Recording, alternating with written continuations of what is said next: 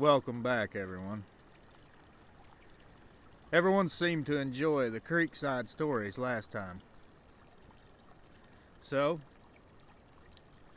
we find ourselves back at the creek tonight. I have two encounter stories for y'all. The first one's out of Washington. I think that's the first I've received from that area. The second one is from Virginia. Both stories are equally terrifying, and I'm pretty sure you guys are going to enjoy them. Now, without me giving too much information away, let's go ahead and get into tonight's encounters. Grab a drink, lock your doors and windows, hit the lights, and let's get started.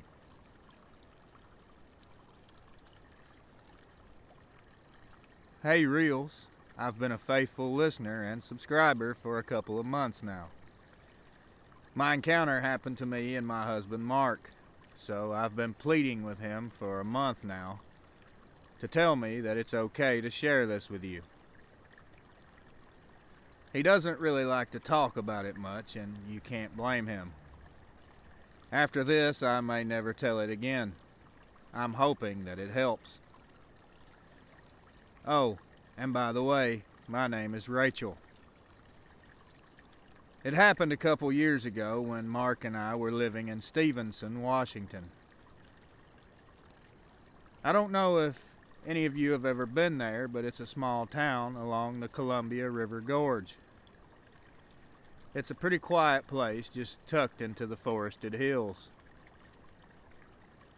We thought this place would be good for us, our own little escape, which it was for a while, until everything happened. We were renting this old house on the edge of town. It was just far enough away from the main road for us to feel like we were isolated. It was just one of those places that you fall in love with at first sight. It was a cozy little A-frame with big windows that faced the woods. I'd sit in the living room with my coffee, watching the trees sway in the breeze, listening to all the birds. It was very peaceful. But unfortunately, that peace just didn't last. The day it happened, the air felt strange from the moment I woke up that morning. It was very humid that day, but there was something else, another feeling that was just almost stifling me. Mark joked that I was just being my normal, dramatic self. But that feeling I woke up with, I just couldn't shake it. I couldn't understand why I was feeling this way because we were quite used to storms. It wasn't the first time we've had one blow through. Storms are pretty common in the gorge. I couldn't explain it then, and honestly, I still can't now. But this storm just felt different. That's the only way I can explain the feeling. It just felt different. That evening, the sky had turned this ugly shade of gray and green, and the wind was starting to pick up. I could hear it rattling the windows as I was cooking dinner. Mark was in the living room scrolling through his phone. I heard him say, "This looks like a big one, and the power may go out." I knew it, but I wasn't really listening to him. My attention just kept drifting to the window above the sink, and the trees beyond the yard looked darker than usual. More shadows, like the trees were pulling the light into themselves. I kept catching glimpses of movement out there. It was just flickers of movement, like something darting between the trees really quickly. I thought I was just seeing things at first, so I just went on about my business. By the time we had sat down to eat dinner, the storm had arrived in full force. The rain was hammering on the roof, the wind was howling like it was alive, and the thunder was so loud it shook the floorboards.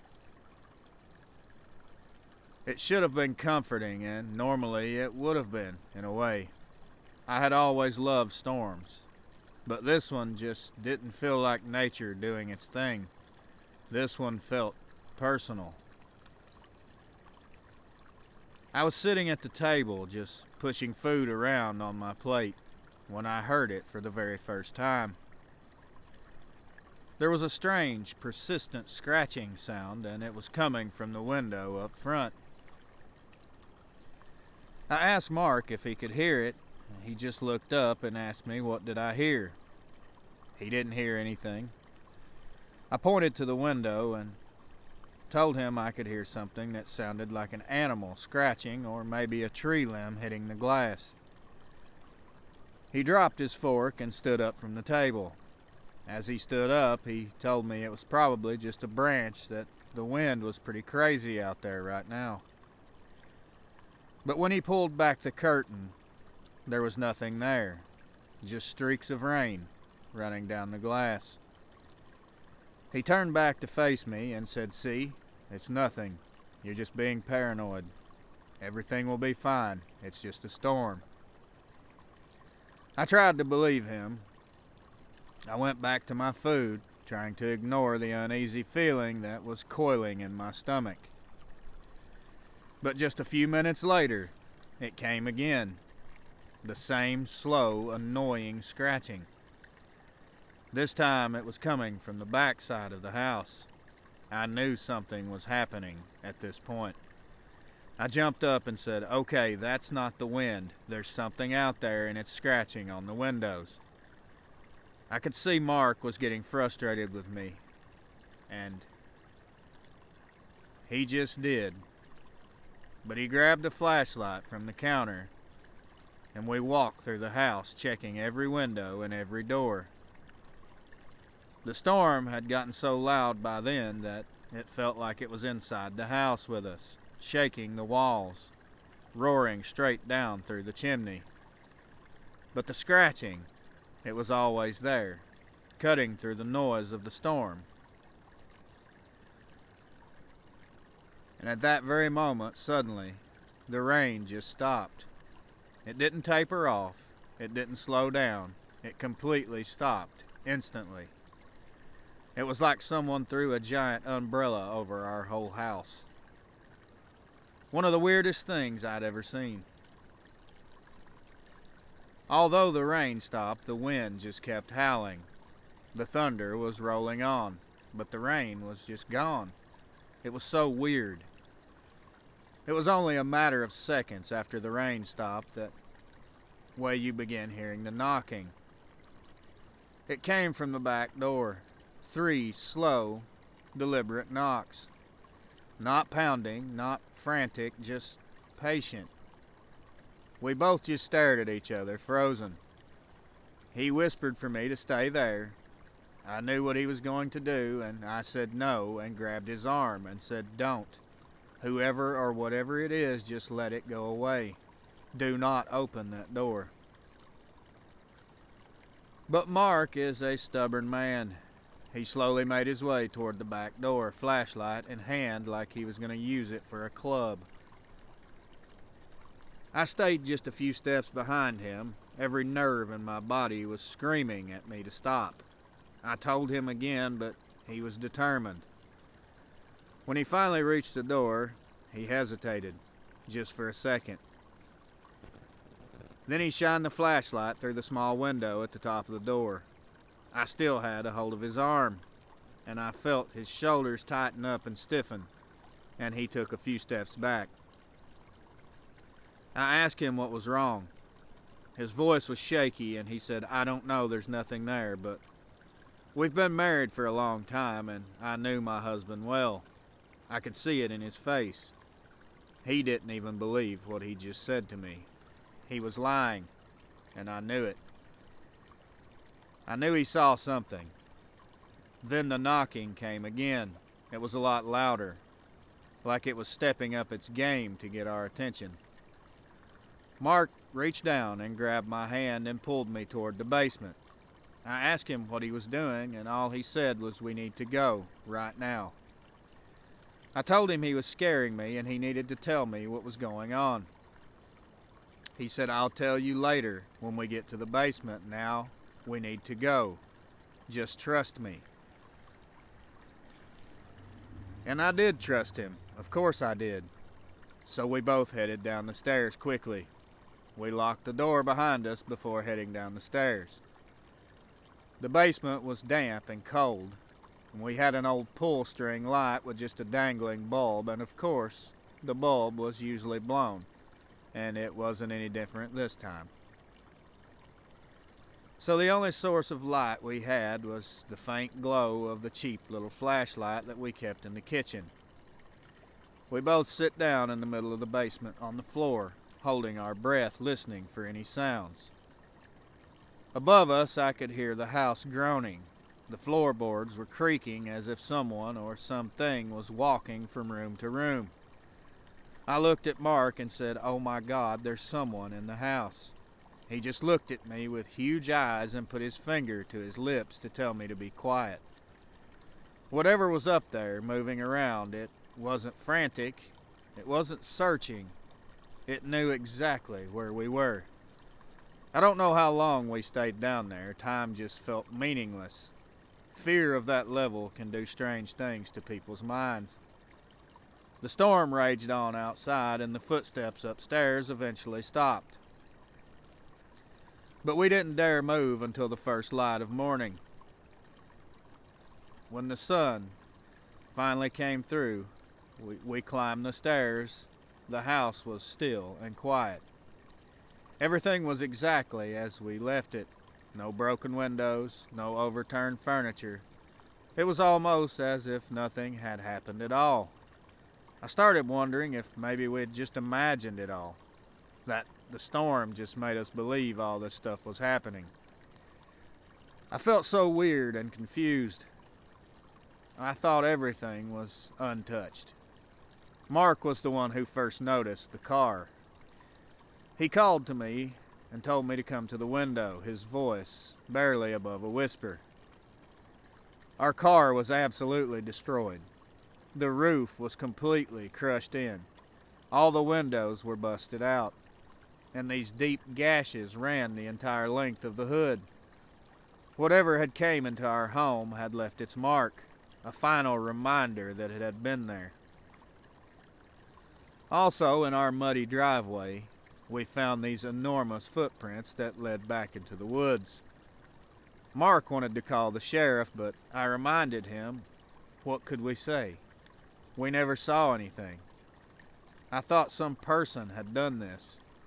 An animal doing that kind of damage to a car just seemed impossible. Yeah, I'm sure the cops would love that call. That something had stalked us through the storm. That it was playing with us. Drawn us into its little game. Instead, Mark convinced me that we needed to leave that very day. So we packed up what we could, and we left Stevenson that same day. I asked Mark many times after that what he had seen when he looked out the door. He wouldn't say anything for the longest time. He would just lie to me and say, "I saw nothing."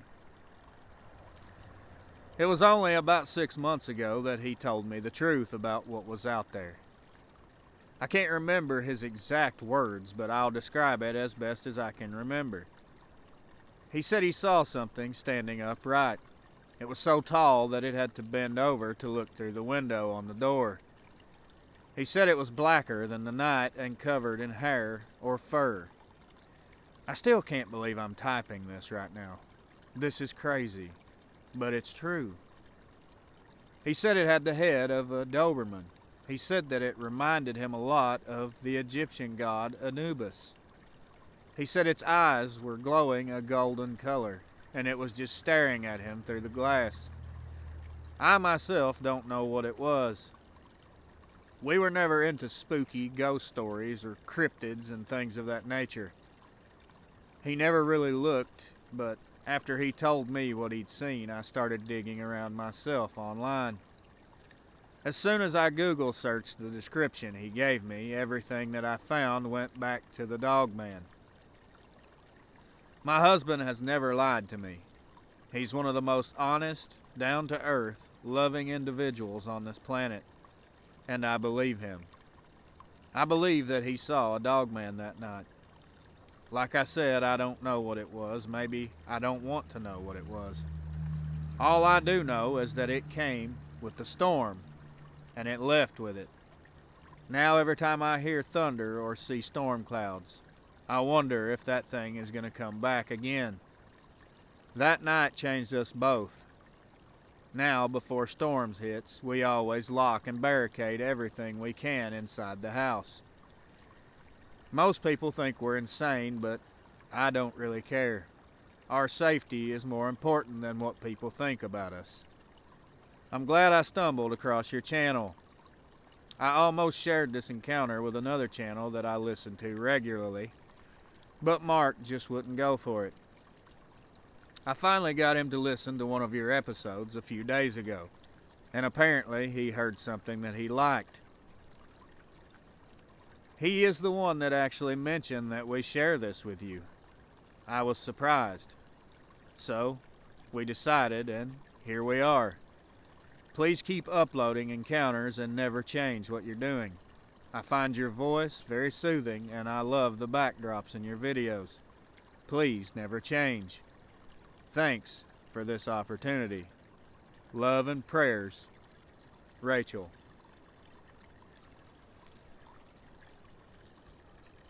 There's something about 70 yards up in the creek walking in the water. I can hear it. I'm just going to act like I don't hear it and see what happens. Tonight's second encounter. Hi, I'm Ellie. And just to let you know, my friend has all but forced me to type this story out and email it to you. I myself don't really enjoy talking about it, as it was easily the most horrifying night of my life. I cannot believe I'm sitting here telling this story again. I swore after the last time I'd never speak of it again. But unfortunately, there's some things that won't let you forget. You might think you've heard it all up until this point. I'm sure you've heard ghost stories and cryptid encounters and hauntings and all sorts of spooky tales. I've heard all those stories as well. But hearing the stories doesn't prepare you for actually seeing it for yourself. The story takes place 5 years ago when I was still part of a paranormal investigation group. It was nothing big, but we had actually helped a couple people in our area cleanse their homes. We called ourselves the Hollowed Truth, like we were some kind of badass ghost hunters. We had definitely been watching too many TV shows. Mostly it was just harmless fun. Old houses, abandoned schools, creepy, dilapidated hospitals. Literal spooky campfire stories brought to life. But this particular night we went to St. Luke's Cemetery. Not a very well-known haunted location, just a cemetery that we wanted to check out after hearing a few well-documented occurrences. St. Luke's Episcopal Church is in the middle of flipping nowhere. It's off some dirt road in Virginia. The church itself is pretty small. It's a little brick building with vines crawling up the walls. It's been there since some time in the 1800s, and behind it is the cemetery. That's where the real stories come from. We had heard a few people from the area talking about a particular grave, one that doesn't have a name or date on it, just a simple unmarked stone. They say whoever is buried there died under unusual circumstances. Some versions claim it was a witch. Others say it was a man cursed by his own family. Whatever the truth is, locals swear there's something unnatural guarding that gravesite. We had heard all the local lore and stories, of course. That's why we went there, and I wish to God we hadn't. Ghosts, apparitions, even demons I can deal with, but there's just some things apparently roaming around that no one should ever know about or see. We were there in late October, just cold enough for you to be able to see your breath. There were 4 of us. It was me, my 3 friends, James, Tara, and Nick. We all piled in James's truck and pulled up around midnight. There was some thick cloud cover that night, so the place was pitch black. Like I said before, it's in the middle of nowhere, so there's no street lights for miles. We were lucky and the cemetery gate was unlocked, but it squealed like a dying cat out of a horror movie when we pushed it open. I remember James started laughing and made some stupid joke about ghosts were welcoming us in. I didn't laugh because I already had a bad feeling about this place. We never split up on investigations because that's how people die in horror movies, so let's just not do that. We all wandered around through the rows of headstones, checking out the names and the dates with our flashlights. Although most of the graves were worn down so badly that the names and dates were barely readable.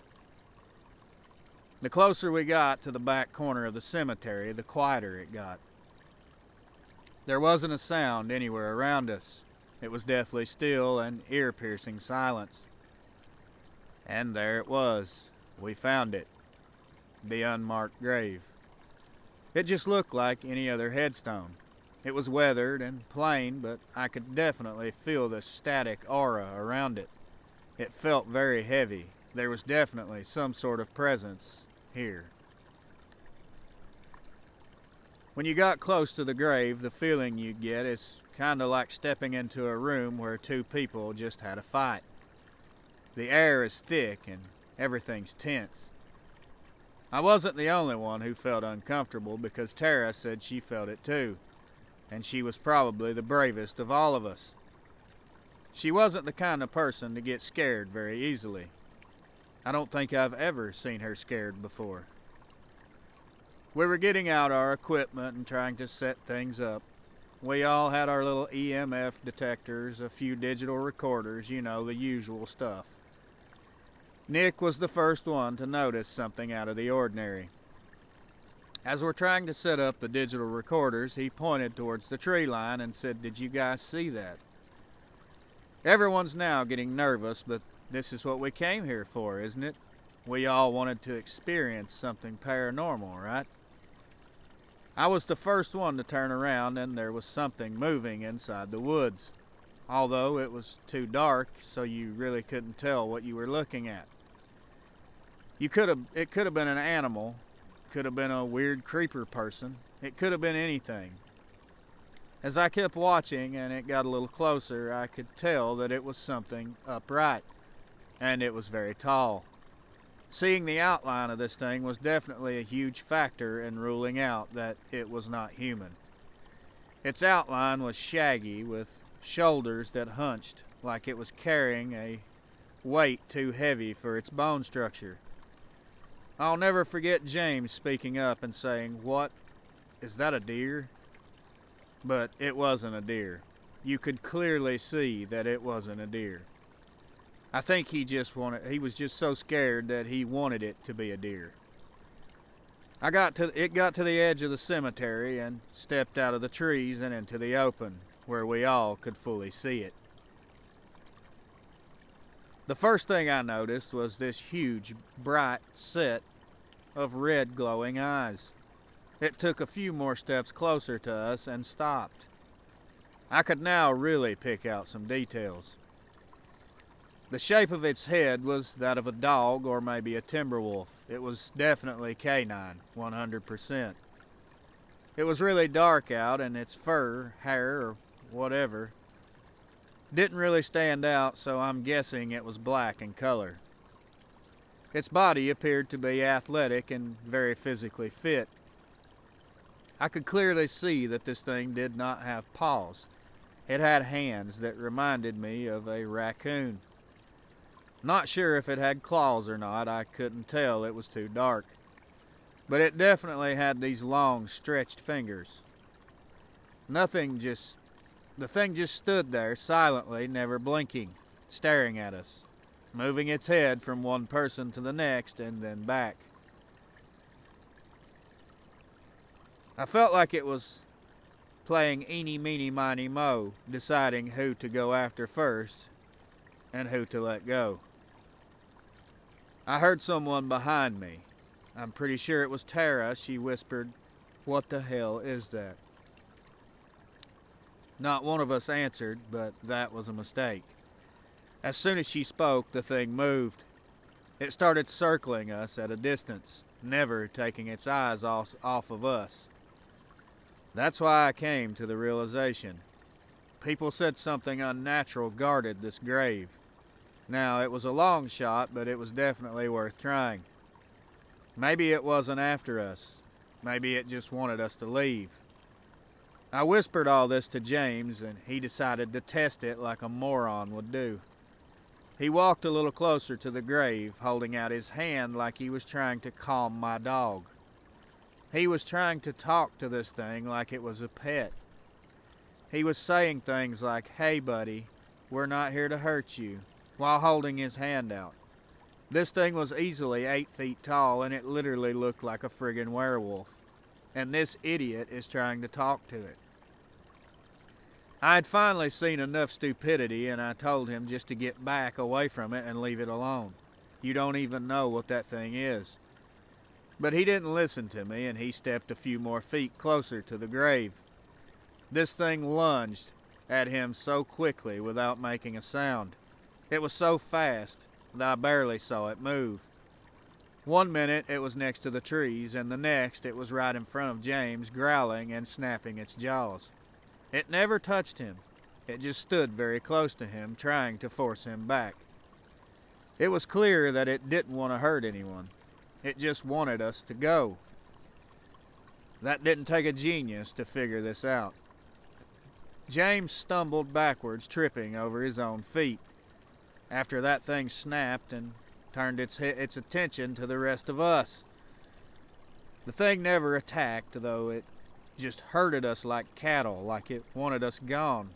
And it didn't want to hurt us. But it would if it had to. That's the feeling that I got. The old church was a lot closer than James's truck, so we ran into there, and luckily the old wooden door was unlocked. We slammed it behind us and pulled a bunch of stuff in front of the door, like it was gonna stop that thing anyway. At least it made us feel better for that time being. I could tell Tara was shaken up more than the rest of us.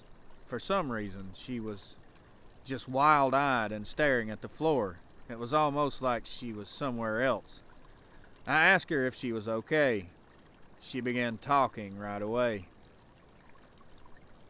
We all found out she knew more about the grave than she had originally told us.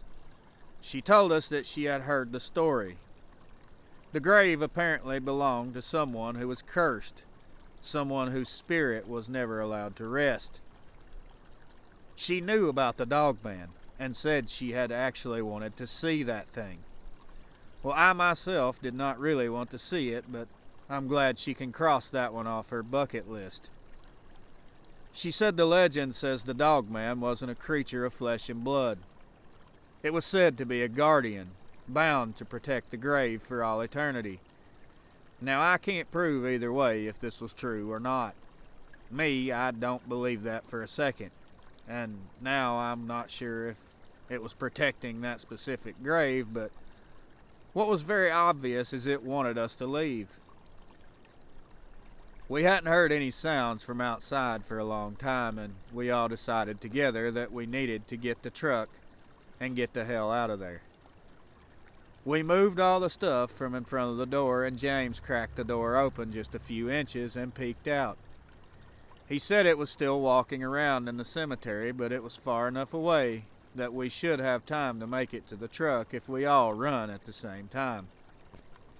He gave the countdown, and 3, 2, 1, and we scattered like a bunch of cockroaches. As we were running, I looked back.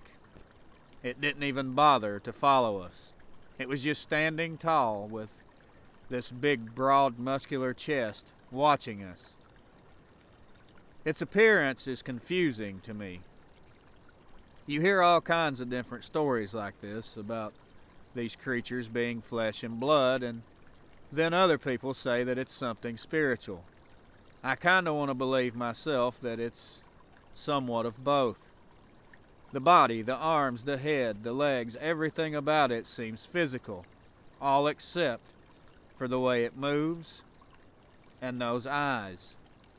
Those eyes were bright red and seemed to be illuminating on their own like they had an inside light source. I have no reasonable explanation for what that thing is. If we would have stayed there, I'm pretty sure the thing would have eventually hurt one of us, or maybe all of us. I've told the story to so many people so many times. Some people laugh and say you're crazy. Some people think that I'm just making it up just for a spooky tale. And then there's these rare few, like you, Reels, people that actually believe me. You know, telling the story to a person that actually believes me makes me feel a lot better. Thank you. I truly appreciate it.